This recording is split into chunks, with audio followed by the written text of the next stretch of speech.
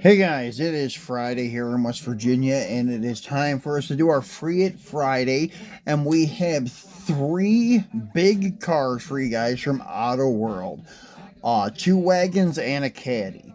I was going to do the wagons on this past Wednesday, but because the caddy showed up, I figured I would go ahead and just do all three at once today. So that's what we're doing. And today we're going to take a look at the caddy first. And this is the first Cadillac released in 164th from Autoworld. And its counterpart, which would have been, let me see, which version is this? Does it say? Anyways, the other version of it would have been yellow, like a light yellow, something like that. I'm not sure what the factory color was called. And this is before they put the factory paint names and stuff on it. This is back in, I think, 2012, something like that. Let me see. 2013. So this is when, not Green Light, but Autoworld first started launching 164th cars that were hitting Walmarts and such. So this is in their first series. They had the Vintage Muscle, which was the 1970 Dodge Dart Swinger, which was in a Panther Pink or the, I think, Mellow Yellow. The 69 Pontiac Firebird Trans Am, and it was in the original Trans Am color white with blue stripes, and I think the counterpart was orange with black stripes. The 67 Ford Mustang GT, I do not remember what color it was, or colors it came in. The 66 Chevy Impala SS, I couldn't tell you that either. The 61 Dodge Dart Phoenix, I think, was in a teal blue, and the counterpart was red. This one, the Land Yachts, was this guy here, the 76 Cadillac Coupe Deville, black, and then one was in yellow, like a light yellow. And they also had, in the display case series, they had like a Hennessy Camaro, and then they had the silver screen Christine. And that was the only car they ever released in the silver screen series.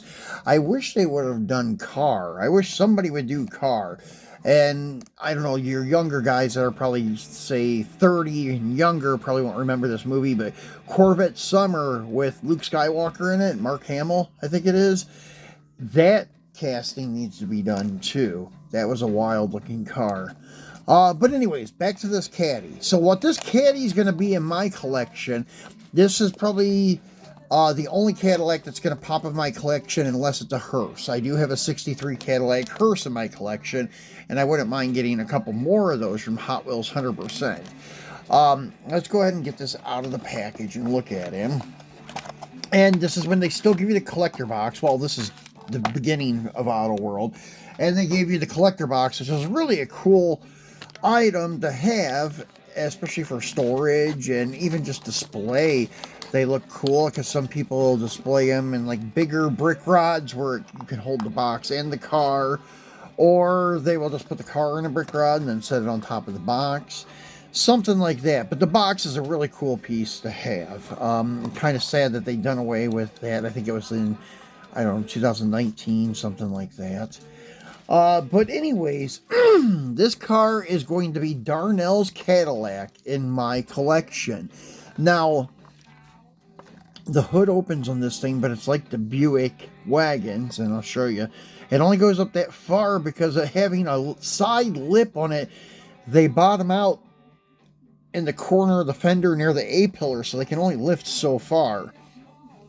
Because on the real car, when you pop the hood, with those springs, it elevates the rear part of the hood, and then when you're opening it, it clears your windshield and A-pillars. Well, this doesn't have that kind of hinge setup, so it only goes up so far, and then it hits the bottom of the windshield, or the cowl support, or the corners of the fender. But as you can see down in there, it does have really nice engine detail. As I always brag on Autoworld, they have unmatched detail under the hood of their 164th. And this car, as I said, it's going to be Darnell's Cadillac in Christine. What I have learned about that car in the movie, you don't get to see it very much. I think you only get to see it twice, and you only get to see it in its entirety, and that is at night when it's parked on the side of the road, and Arnie was talking to his mom and Dennis and going toward the car, and the car is parked in the background against the curb. So I think the car is black with a white top. Then there's another part where he pulls up in it at Darnell's after Darnell is found dead in Christine, and I mean, you can only see the back of this car, and at that point it's dirty and it's at dawn, so the glare of the sun and things like that, it's really hard to tell what color the car is. I know a couple people have made replicas of it and they did them in dark blue. In my opinion, I don't think it's dark blue. I think it's black, but it's been a couple of years since I've seen the movie, but I've seen the movie literally at least 25, 30 times throughout my life. And I will have to say, I think the car is black. But anyways, his car is supposed to be a 74. This is a 76, but looking at the back of his car and this one, they look identical. The front, you never get a clear look at the front of his. I know the 74 is slightly different in the front, but not a lot. Like from your side profile and the rear profile of the car, like how it was parked on the road next to the curb like that. That's what you've seen. They look identical. So that's why I figured this would be a good substitute for Darnell's car until somebody officially licenses one and releases it under the Christine nameplate. Autoworld has the Christine licensing, so does Greenlight, and they both make these big land yacht Cadillacs. So I look for somebody to do one sooner or later, but maybe not, I don't know.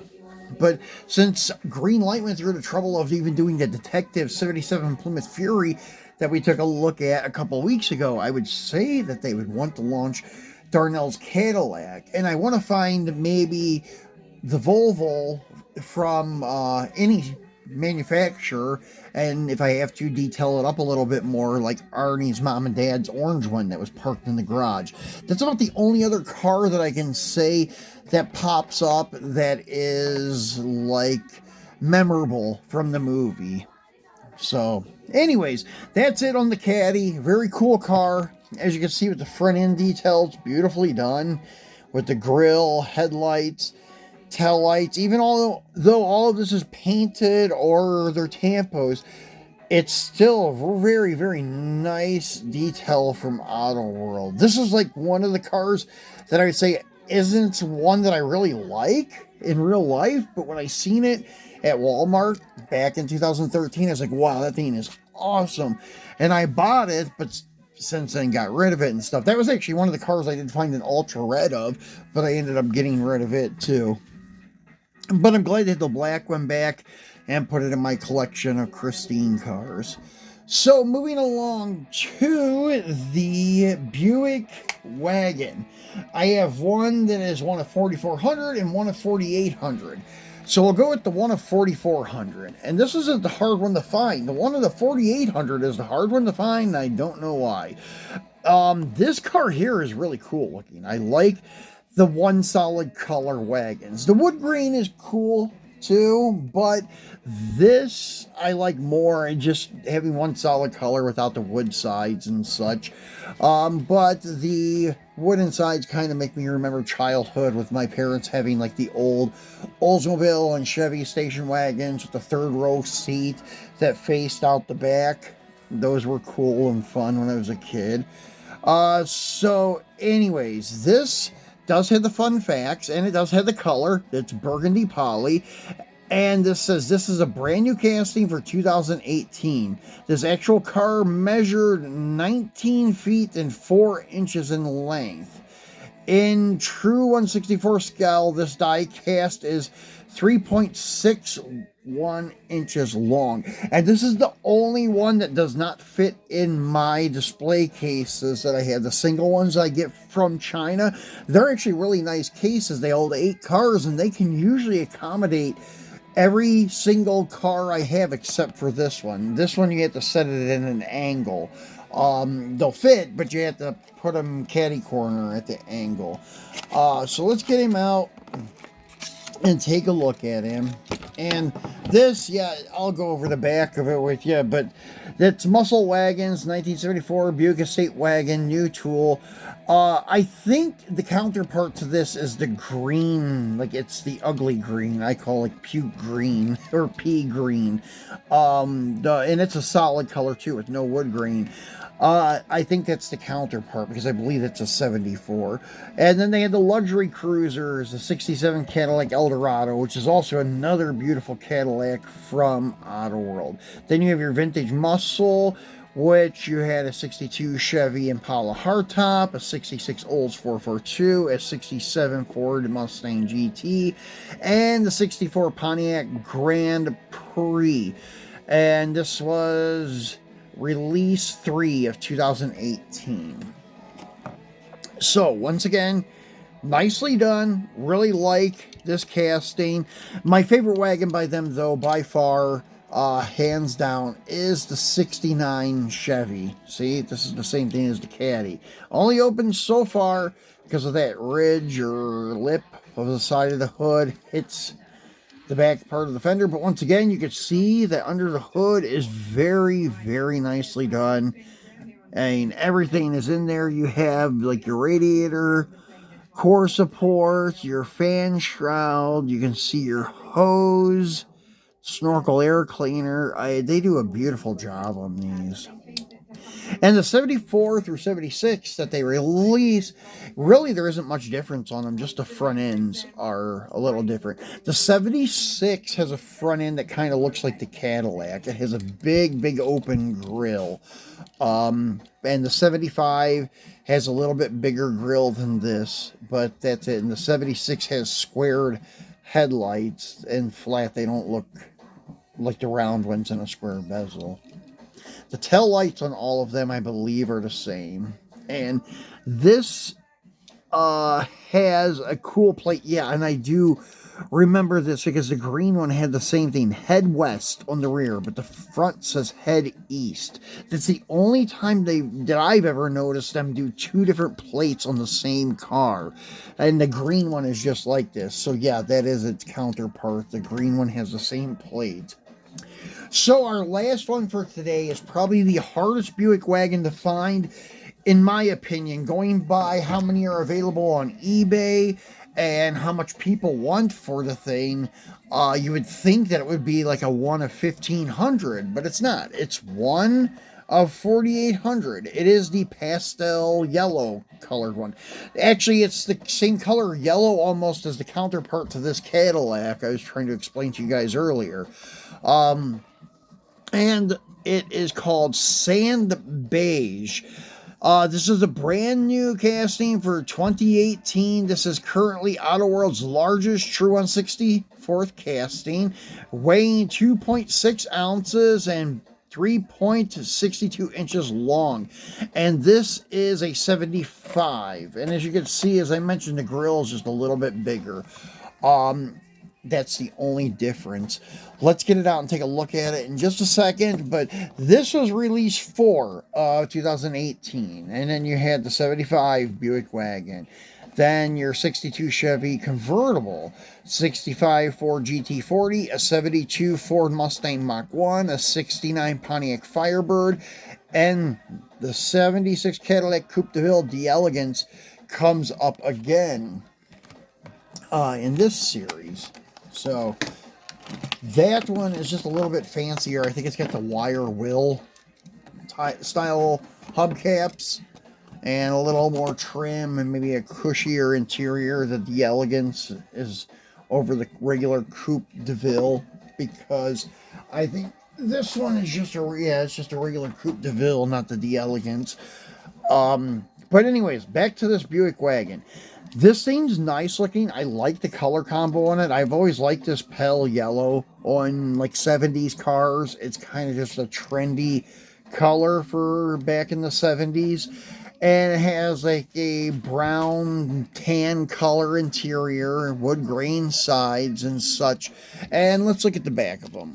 Now this one has the wood side, so it has the wood trim across the back of the tailgate. And these things have mammoth bumpers, but that's because of the way that the tailgate opens and such. It's really weird. They explain it on actually one of the packages of one of the wagons. But anyways, looking at the back of them, the taillights seem to be the same. And bumpers are the same from 75, 74, and 5. You can see the backup lights are in the bumper on each side of the plate. I think that's your backup lights. I would think so. They're too big to be license plate lights. And then flipping around, you'll see the difference in the front ends. There's not much, but a little bit. The grill is just a little bit bigger on the 75, and the hood lip is a little bit narrower. There's one more roll of grill. As you can count on the one, there's like 1, 2, 3. It's actually more like 2.5, but the openings, the little rectangles for the grill are smaller than the rectangles for the grill here.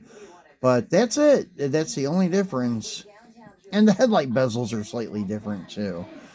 So, there you have it, guys. And this yellow one is hard to get, but if you do find them being auctioned off at like say $10 or $12, they usually don't go much higher than say like $18. Which I think is fair because there's a lot of people that want like $35 to $45 for those things, and they're not selling them, of course, but they want that. And the other one that's hard to find besides this is the light blue wagon with the wood side. I still need to find the dark blue one with the wood sides, and I'm done with all of the Buick wagons from regular release. They did make a special collab release with some demolition derby place, and they made a rusted up beater Buick wagon, but I'm not really after it. I'm just trying to get the regular releases. But if I happen up on the junker one for a good price, I'll pick it up. But right now, I'm just trying to get that dark blue one to finish all of the retail releases. So that's it for today, guys. I hope you have a great weekend this weekend, and we will be back again on Monday for our Mopar Monday. I'm not sure we'll have anything over the weekend, but if something pops up, I'll let you know. Make sure you turn on your notification bell so you know when we do launch a video. Give us a thumbs up. It will help us move up in the algorithm and help our channel grow. Thanks again, guys, for watching.